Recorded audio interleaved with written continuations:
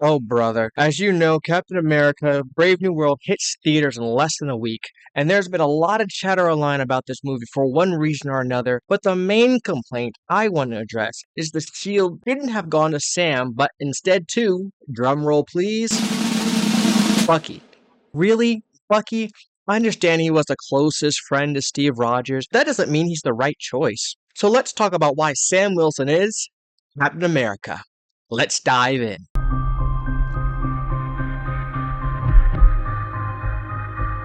Firstly, who is Bucky Barnes? Bucky Barnes is Steve Rogers' best friend from the 1940s. Bucky stood up for Steve, and Steve returned the favor. One would think Steve would pass the mantle to his friend, but I don't think it's that simple. Bucky is a soldier. He's skilled in combat, good morals. He seems to be the perfect choice for Captain America. But is that what Bucky wants? Think about it. In Civil War, Bucky was trying to lay low. He didn't want to be an Avenger. He wanted to be left alone. Then people came after him, so he fought back. Not because he wanted to, but for survival. He was being framed for a crime he didn't commit. Well, if he's so innocent, then why is he running away? Well, if you were wrongly imprisoned, wouldn't you run? After this, he went to Wakanda, where he was living in peace as a farmer. He was there until Infinity Wars. He seemed at peace. Then he was called to fight Thanos. Do you remember in Infinity War when they showed him the arm? Was he ecstatic? Happy? Even this scene. How much for the gun? Not for sale. Okay, how much for the arm? Oh, I'll get that arm. Bucky seems tired of fighting. He's been fighting since the 40s. That's almost 80 years. He just wants to be on a farm and left alone. Steve and T'Challa seemed ready to fight. Bucky seemed ready for the fight to be over. Not only do I not think Bucky would want the shield, but would America? Would America? Think about it. This guy used to be a mind-controlled killing machine. Do you really want that guy to be holding the shield? We know that Bucky has changed, but the world doesn't know that. Now, that could work. You could give Bucky the shield and change the world's mind about him. But consider this. To the world, Steve Rogers went rogue in Winter Soldier and Civil War, but a citizen in the world could still stand on Steve's side because they trust the guy who saved the world over two times. Now, what if Bucky were given the shield and he went rogue? Who would stand with him? Wakanda?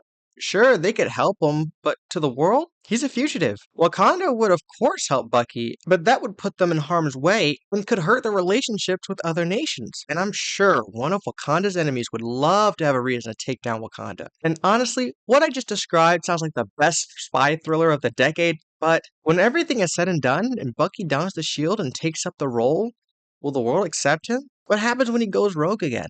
People will think he is being mind-controlled again and that he can't be trusted. The people who don't know Bucky will never fully trust him as Captain America. I don't think Bucky wants the shield, and I don't think America or even the world would trust him taking up the shield. And if he did take up the shield, I think he would give it up at a certain point because he doesn't want to fight. And I think Steve Rogers knew at least the first reason, and that's why he gave the shield to Falcon, Sam Wilson. Man, that would be a great movie. Now that we know Bucky wouldn't want the shield, who should be the next to take up the mantle? Maybe no one should. Maybe the character should be retired. No! You're right. This character, this title of Captain America is far too important to simply retire the title. This isn't Iron Man. Iron Man is Tony Stark, and Tony Stark is Iron Man. If you gave someone else the suit, it wouldn't work. Iron Man only operates that way because he's Tony Stark. Genius, billionaire, playboy, philanthropist. He isn't supposed to be the average guy because he's not. This is why Spider-Man can be interchangeable, because he's supposed to be relatable, where everyone can see themselves in him. He has struggles like everyone else, but always overcomes. Peter Parker, Miles Morales, Spider-Gwen, they all have relatability that we want to connect to. Tony Stark wasn't made to be a likable character, and we didn't always agree with Tony's stance, but we always understood why he was doing what he's doing. And that's what made Tony the only one who can be Iron Man. Now, back to Captain America. He isn't supposed to be what America is. He's supposed to be what America could be and stand for. Steve Rogers made Captain America, but that symbol cannot die with him. The world needs that symbol to fight for what's right, even when everyone is against you. So who should hold this mantle? Who's been trying to keep up with Steve? Who's a military soldier who's skilled in flight combat and in good standing with the public? Of course, I'm talking about Rhodey. The obvious choice for Captain America. who has seen both Iron Man and Captain America's morals and would know how to navigate this new landscape. Can you imagine Rhodey as Captain America? What do you think? I wish I lived there. Really? No. Anyway, no, not Rhodey. The choice is definitely Sam Wilson. Sam Wilson's the perfect choice. He's been by Steve's side since Winter Soldier, and is someone who is still in the fight. In his show, it started off with Falcon still fighting, and he looked like he was having fun, enjoying it. He might not have wanted the shield at first, but he didn't want to stop fighting for people, and that's a core aspect of Captain America. Captain America is more than the shield. There are many reasons people don't want Falcon as Captain America. One reason I heard is, why not just make a Falcon movie? Okay, let's be honest here. Would any of you watch a Falcon movie? Now, I would watch it, but my first thought would be that he doesn't need his own movie. He's a side character. A TV show, okay, fine, but not a movie. Again, he's a side character. And I'm not saying side characters can't get a movie. I would watch a Black Widow movie because she's a spy. She had a whole other life before joining the Avengers. This is interesting, but with Falcon, he never made me want a movie about him, which is another reason why I think they made him Captain America, so that people would be able to see how he handles the mantle. You're not Steve Rogers. You're right. I'm not. No one will ever be Steve Rogers, but they can be their own version of Captain America. Another reason I hear is making him Captain America takes away from a black character because he's giving him the position of a white character. Okay? That's like saying Obama becoming president takes away from black senators because he was given the role of president, a quote unquote white job. Do you see how that sounds? But that's not equivalent. It is equivalent. Captain America is a military position. That's how the whole character started. Falcon is a military position. Falcon is literally getting promoted from one rank to another.